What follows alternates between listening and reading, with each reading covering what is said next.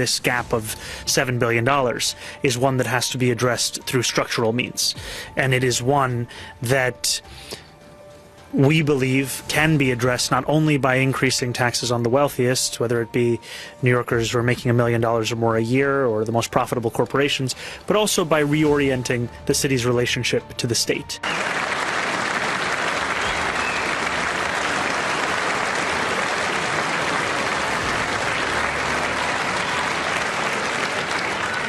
Isn't that a shame? You should be ashamed of yourself not standing up. You should be ashamed of yourself. That is why I'm also asking you to end deadly sanctuary cities that protect the criminals and enact serious penalties for public officials who block the removal of criminal aliens. In many cases, drug lords, murderers all over our country, they're blocking the removal of these people out of our country, and you should be ashamed of yourself.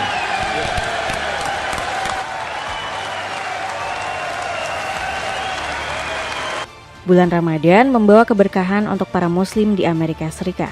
Sejumlah pemimpin muslim mendapat apresiasi tinggi dari rakyat Pamansam karena kinerja dan kerja kerasnya. Cahaya Islam pun semakin menyinari Amerika Serikat dari berbagai penjuru. Sebaliknya, pengaruh Donald Trump sebagai presiden terus tergerus. Baru-baru ini survei publik menunjukkan rakyat AS makin tidak puas dengan periode kedua Trump. Mereka juga meragukan Trump bisa menyelesaikan masa jabatannya dengan kondisi fisik yang terus menurun. Kira-kira penyakit apa yang diderita Trump sampai membuat tubuhnya semakin renta? Apakah ini adalah balasan karma karena bersikap arogan dan semaunya? Tonton video ini sampai selesai. Politikus muslim menginspirasi Amerika Serikat. Cahaya Islam mulai menyinari Amerika Serikat. Sejumlah politikus muslim Pamansa muncul ke publik untuk menjadi teladan bagi banyak orang. Salah satu sosok yang sudah tidak asing adalah Zohran Mamdani. Nama wali kota New York ini langsung melejit setelah berhasil menang pemilu tahun lalu. Mamdani lewat berbagai kebijakan politiknya menunjukkan kalau Islam adalah agama penyebar kasih sayang di Amerika Serikat.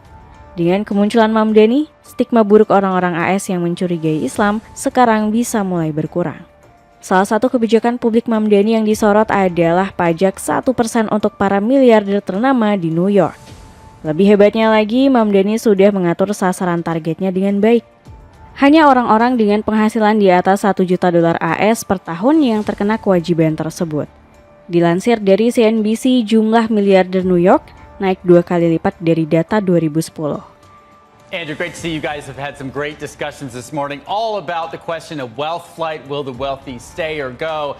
And in fact, there are competing studies on recent wealth flight from New York. If you look at left-leaning groups, they point out that New York's population of millionaire earners, so those who earn $1 million or more in income, that has nearly doubled since 2010. There are 34,000 New Yorkers making at least $1 million.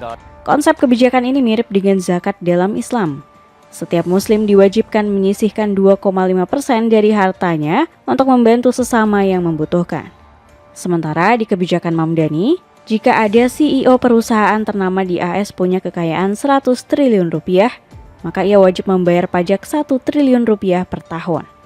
Lantas kemana uang pajak tersebut akan dialokasikan oleh Mamdani?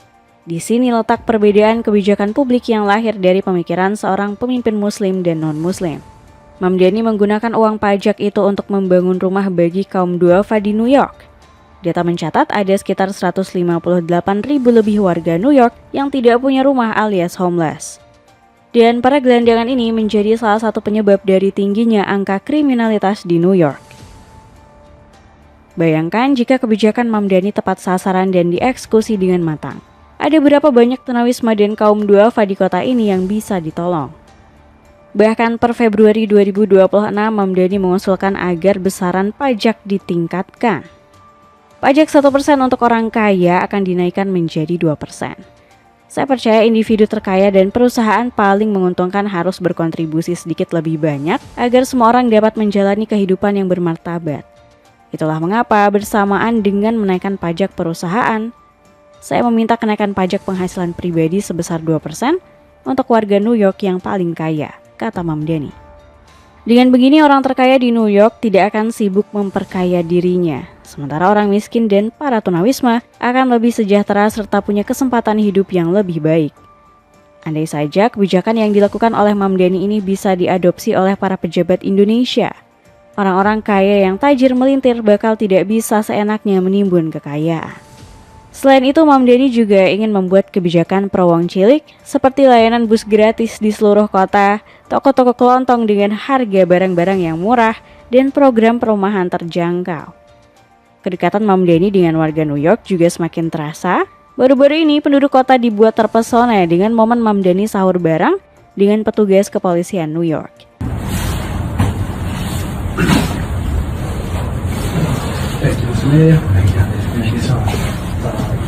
Momen tersebut mendapat banyak apresiasi dari netizen Amerika Serikat. Selain Mamdani, ada dua sosok politikus Islam lainnya yang baru saja mencuri perhatian. Sosok Ilhan Omar dan Rashida Tlaib menggemparkan Paman Sam. Sebagai informasi, Ilhan adalah politikus Somalia Amerika dari Minnesota. Perempuan 43 tahun ini tercatat sebagai orang Somalia Amerika pertama yang menjadi anggota legislatif. Sementara Rashida adalah politikus keturunan Palestina yang menjadi anggota Partai Demokrat selaku oposisi Trump. Kedua tokoh publik ini terlibat cekcok dengan Donald Trump. Ya, baru-baru ini Ilhan dan Rashida berperang komentar satu sama lain. Semua bermulai dari pidato provokatif yang disampaikan Trump. Dalam statementnya, Trump bilang kalau pemerintah AS cuma akan peduli pada warga asli, bukan para imigran.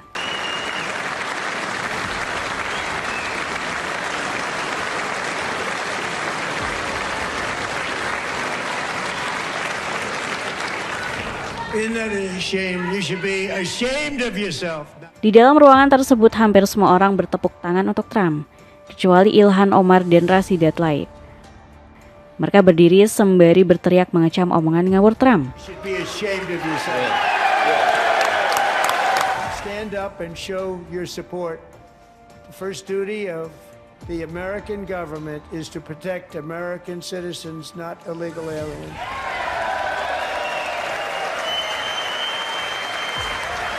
You should be ashamed of yourself not standing up. You should be ashamed of yourself.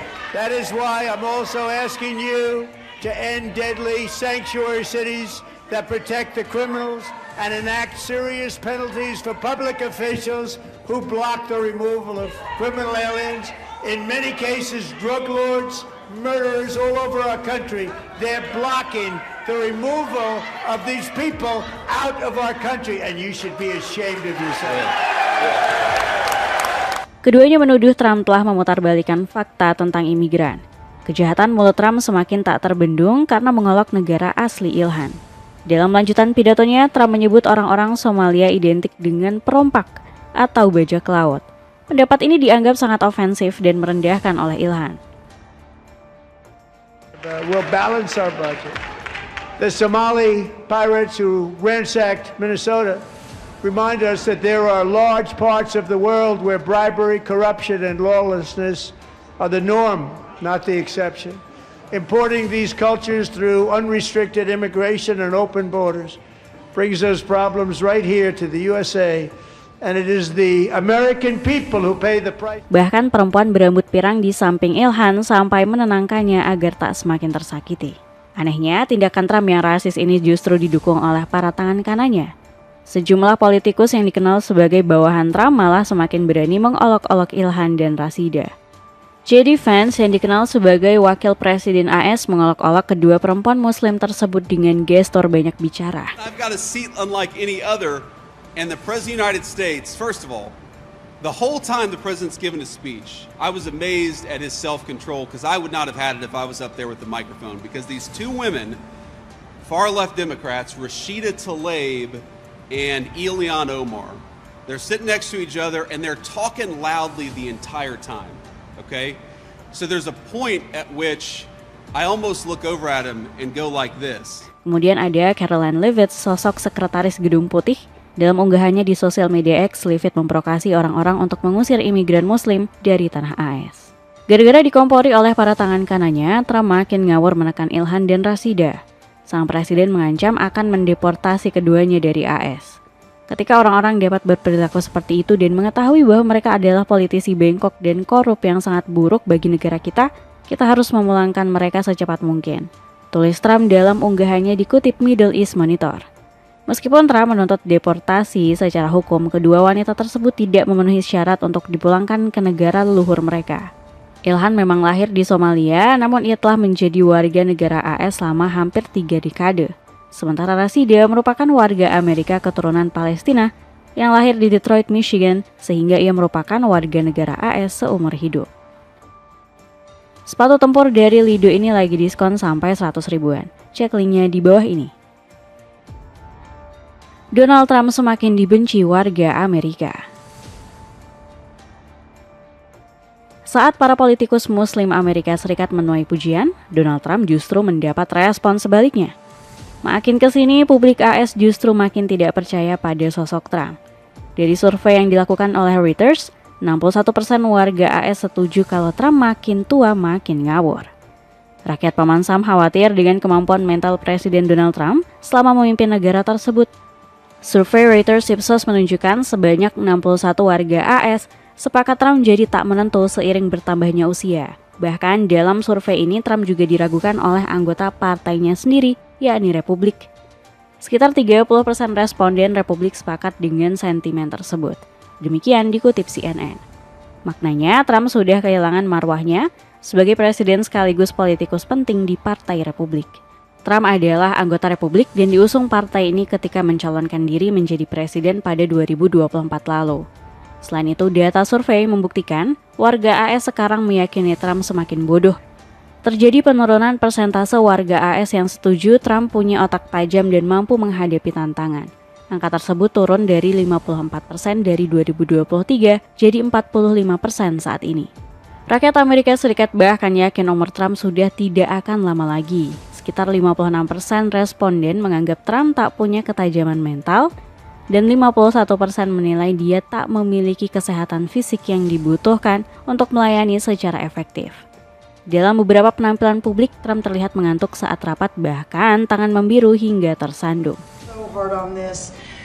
Peter Welch, it is a bipartisan issue, and understanding where we are in this country and how important the health of certainly our children are is so important. Bukan hanya kepercayaan publik yang berkurang, penilaian Kongres AS terhadap Trump juga semakin negatif. Presiden ke-47 Amerika Serikat ini dituduh berbohong tentang Iran. Hal ini diutarakan oleh pemimpin minoritas DPR AS, Hakeem Jeffries. Ia meragukan Trump benar-benar mengetahui kekuatan total Iran. Selain itu, omongan Trump tentang keberhasilan AS menghancurkan total nuklir Iran juga dianggap bohong. Jelas Trump telah berbohong kepada rakyat Amerika. Atau saat ini dia berbohong. Saya berencana mendesak mereka terkait dengan klaim yang dibuat sendiri oleh Donald Trump tentang program nuklir Iran, ujar Jeffries. Statement tersebut cukup masuk akal jika Trump menyebut telah menghancurkan total kekuatan nuklir Iran, lantas kenapa ia ingin kembali menyerang negara tersebut?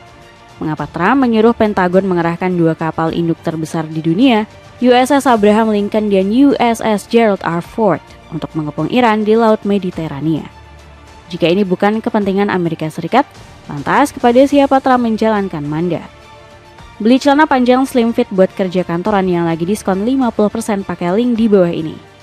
Dengan terdesaknya Donald Trump serta meroketnya popularitas pemimpin Muslim di Amerika Serikat, akankah cahaya Islam akan semakin terang menyinari negeri Paman Sam?